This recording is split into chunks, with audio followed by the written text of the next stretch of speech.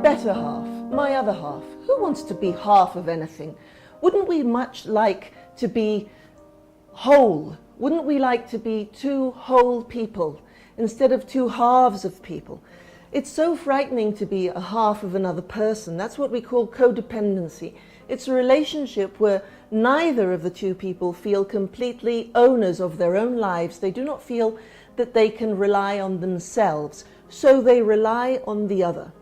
That's why many relationships that start in this way become very frightening, because you feel that if the other person separates from you, you're leaving them with half their resources and you are left with half your resources. So how do we get out of codependency and more into love?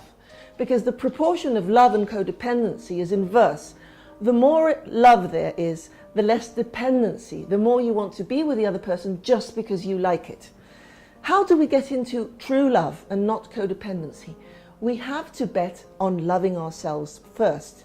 We have to become complete people. How do we do that? Well, we have to learn what we like, who we like to be with, what are our ups and downs, what are pros and cons, and we have to learn how to establish good relationships with other people. This can be done in therapy, and it will give us the tools to establish long-lasting, loving relationships where we no longer feel enslaved. Remember that part of codependency, part of the consequences, is that it gives way to a lot of domestic violence, to a lot of cruelty between the two people. It's as if somebody were walking away with one of your limbs. So, boy, is that frightening. Let's go for something different. Let's go for a mature love. A truly loving relationship is a relationship where two people are together because they want to, not because they have to.